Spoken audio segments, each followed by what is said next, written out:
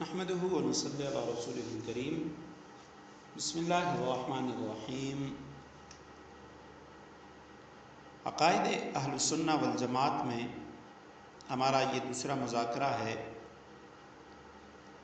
آج کے مذاکرے میں ہم پڑھیں گے عقیدہ کی تعریف اور عقیدے کی اقسام کے بارے میں، عقیدے کی اہمیت کے بارے میں۔ عقائد عقیدہ کی جمع ہے، اور عقیدہ یہ عقدہ سے ہے۔ عقدہ کہتے ہیں عربی میں گرہ کو۔ جس طرح گرہ لگا کر کسی چیز کو مضبوط کیا جاتا ہے، اسی طرح عقیدہ و نظریہ وہ کسی مذہب کی مضبوط بنیاد ہوتی ہے۔ کسی انسان کے دل و دماغ کا وہ نظریہ جو مضبوطی کے ساتھ اس کے دل و دماغ میں راسخ ہو، اسے عقیدہ کہا جاتا ہے۔ عقائد کے بغیر اعمال یہ یوں ہے جیسے جسم بے روح، بغیر روح کے جسم، اس کی کوئی اہمیت نہیں۔ اسی طرح عقیدے کے بغیر عمل کی کوئی اہمیت نہیں۔ اور عقائد کے بارے میں آج کل خاص طور پہ یہود و نصارہ، جیسے قرآن کریم کی آیات ہیں، اللہ سبحانہ و تعالیٰ نے فرمایا کہ وہ چاہتے ہیں وَدُّوا لَوْ تَكْفُرُونَ كَمَا كَفَرُوا فَتَكُونُونَ سَوَاءً، جیسے وہ خود کافر ہیں وہ تمہیں بھی کافر بنانا چاہتے ہیں۔ لا يزالون يقاتلونكم حتى يردوكم عن دينكم ان استطاعوا، وہ اپنی طاقت کے بلبوتے پر، استطاعت جہاں تک ان کی ہے، ان کی کوشش یہ ہے کہ تمہارے خلاف قتال کریں، جہاد کریں، اور تمہیں تمہارے دین سے بیزار کریں، تمہارے دین سے مرتد کریں۔ آج یورپ امریکہ میں ان کی یونیورسٹیوں میں انہوں نے اسلامیات کے، دینیات کے الگ ڈپارٹمنٹ قائم کی اور وہاں مستشرقین کو بٹھایا جو مشرقی علوم، دینی علوم کے ماہر غیر مسلم ہیں، اور وہ وہاں اس طریقے سے مسلمانوں کو بھی پڑھا رہے ہیں۔ وہیں سے ہمارے مسلمان یہ بڑی بڑی یونیورسٹیوں سے پڑھ کر جب یہاں آتے ہیں تو ان کے عقائد ایسے، یعنی ان کے عقائد دینیہ پر ایسی بجلیاں گرائی جاتی ہیں کہ عقائد کی پوری عمارت وہ خاکستر ہو جاتی ہے۔ انہیں علم تک نہیں ہوتا اللہ سبحانہ و تعالیٰ کے بارے میں، رسول اللہ صلی اللہ علیہ وسلم کے بارے میں، قبر کے بارے میں، قیامت کے بارے میں، کہ بھی میرا ایک مسلمان کا عقیدہ کیا ہونا چاہیے۔ اب اسلامی عقائد وہ دو طرح کے ہیں۔ پہلی قسم کے عقائد جو دلائل قطعیہ سے ثابت ہوتے ہیں، جنہیں قطعی عقائد کہا جاتا ہے، بالکل واضح قرآن و سنت کی آیات یا حدیث سے ثابت شدہ عقائد۔ ان عقائد کو دل و جان سے تسلیم کرنا ایک مسلمان کے لیے ضروری ہے۔ اور قطعی عقائد میں سے کسی ایک عقیدے کے انکار سے انسان دائرہ اسلام سے خارج ہو جاتا ہے۔ اور عقائد کی دوسری قسم وہ ہے کہ جو دلائل ظنیہ سے ثابت ہوتے ہیں، قطعی دلائل سے ثابت نہیں ہے، ظنی دلائل سے۔ ایسے عقائد کو تسلیم کرنا اور ان پر ایمان رکھنا ہر اس شخص کے لیے لازم اور ضروری ہے جو اپنے آپ کو اہل سنت والجماعت میں سے شمار کرتے ہیں۔ اب جو عقائد دلائل ظنیہ سے ثابت ہیں، اگر کوئی شخص اس کا انکار کر دیتا ہے تو وہ دائرہ اسلام سے تو خارج نہیں ہوتا، لیکن اہل سنت والجماعت سے خارج ہو جاتا ہے۔ ایسے عقیدے والا شخص وہ اپنے آپ کو اہل سنت والجماعت نہیں کہہ سکتا۔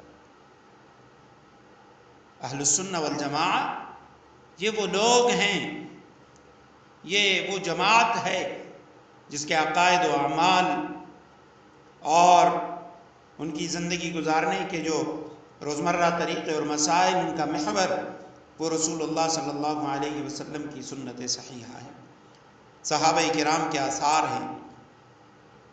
وہ اپنے عقائد اور رسول حیات اور اخلاق و عبادات میں اسی راہ پر چلتے ہیں جس پر رسول اللہ صلی اللہ علیہ وسلم، صحابہ کرام رضوان اللہ تعالی علیہم اجمعین ساری عمر چلتے رہے۔ اور اس کے خلاف جو لوگ راستہ اختیار کرتے ہیں ان کو اہل بدعہ یا مبتدعین کہا جاتا ہے۔ اہل سنت والجماعت سے انہیں خارج شمار کیا جاتا ہے۔ اور عقائد میں سے ایک تیسرا درجہ بھی بعض لوگوں نے لکھا ہے کہ اگر کوئی شخص اس کا انکار کرتا ہے تو اسے غلطی پہ شمار کیا جاتا ہے. اہل سنت والجماعت سے اس کو خارج شمار تو نہیں کیا جاتا، لیکن اسے غلطی پر شمار کیا جاتا ہے کہ یہ شخص غلط ہے، اس کا عقیدہ یہ اہل سنت والجماعت کے مطابق نہیں. قرآنی تعلیمات کی روشنی میں انسان کا جو مقصد تخلیق ہے وہ باری تعالیٰ کی معرفت ہے، اللہ سبحانہ و تعالیٰ کی معرفت ہے، اور معرفت الہیہ تک رسائی یہ صحیح عقائد و افکار کے بغیر ممکن نہیں ہے. عقائد و افکار کی صحت ہی معرفت الہیہ تک رسائی کے لیے بنیادی حیثیت رکھتی ہے، اور اسی پر اعمال صالحہ کی قبولیت کا دار و مدار ہے. اسلامی تاریخ کے اندر عقائد اسلامیہ پر 3 طرف سے حملے ہوئے.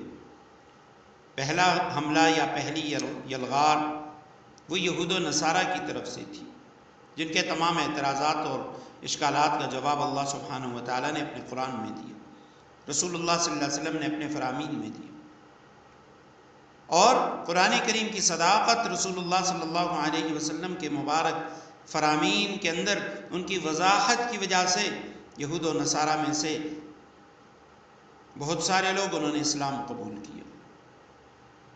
اور عقائد اسلامیہ پر جو دوسرا حملہ ہوا وہ یونانی فلسفہ کی طرف سے ہوا، جس نے انسانی قلوب و اذہان کو عقلی بحثوں میں الجھا کر رکھ دیا، اور اس طرح اسلامی عقائد کو مجروح کرنے کی انہوں نے ایک مذموم کوشش کی.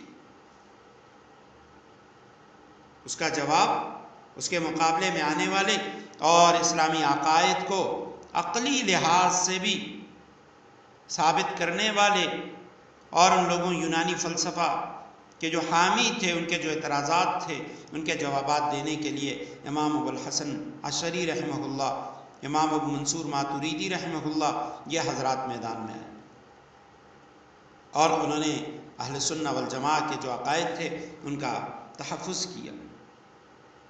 اور اسلامی عقائد پر تیسری جو یلغار تھی، تیسرا حملہ، وہ اسلام کے اندر پیدا ہونے والے جو باطل گروہ تھے ان کی طرف سے، جنہوں نے بعض روایات کے اندر ثابت شدہ عقائد ان کی خود ساختہ تعبیر و تشریح کر کے ان کی روح کو مجروح کیا، ان کی روح اور مقصد کو فنا کرنے کی کوشش کی. اور چونکہ ان باطل گروہوں کی نشاندہی رسول اللہ صلی اللہ علیہ وسلم اپنی زبان نبوت سے فرما چکے تھے، خبر دے چکے تھے کہ میری امت کے اندر اتنے فرقے بنیں گے اور ان میں صرف ایک فرقہ وہ ناجی ہوگا، جنتی ہوگا، باقی سارے جہنمی ہوں گے. صحابہ نے پوچھا یا رسول اللہ وہ کون ہوں گے؟ آپ علیہ السلام نے فرمایا ما انا علیہ واصحابی، وہ لوگ جو میرے طریقے اور میرے صحابہ رضوان اللہ تعالی علیہم اجمعین ان کے طریقوں کے مطابق زندگی گزاریں گے، ان کے عقائد کی طرح عقائد اختیار کریں گے، تو یہ لوگ اہل حق ہوں گے اور یہی لوگ ہوں گے جو نجات پانے والے ہوں گے. اب آج کے دور میں بھی پوری دنیا کے اندر، خاص طور پہ بر صغیر پاک و ہند کے اندر مختلف قسم کے فتنے وہ نمودار ہوئے، اور ان فتنوں میں سے بہت سارے ایسے فتنے کہ جنہوں نے اسلام کے قطعی جو امور تھے، عقائد تھے، ان کا انکار کیا. ختم نبوت کا انکار، حجیت حدیث کا انکار، تقلید کا انکار، معجزات اور کرامات کا انکار، عظمت صحابہ اور اہل بیت کا انکار، انبیاء کرام کی عصمت. ان عقائد کے اندر انہوں نے گمراہی کے نئے نئے راستے کھولے. پھر اللہ سبحانہ و تعالیٰ نے ان کے مقابلے میں ایسے لوگوں کو پیدا کیا، حضرت مجدد الفسانی رحمہ اللہ، شاہ ولی اللہ محدث دہلوی رحمہ اللہ، اور اسی طرح کابر علماء دیوبند کہ جنہوں نے اہل سنت والجماعت کے عقائد کے جو یعنی متواتر چلے آ رہے تھے، متوارث عقائد و نظریات تھے، ان کی حفاظت کے لیے انہوں نے دن رات ایک کی. اور الحمدللہ آج ہمارے پاس وہ عقائد اسی طرح موجود ہیں جیسے اسلاف کا عقیدہ تھا، اسی عقیدے کے مطابق وہ عقائد ہمارے پاس موجود ہیں.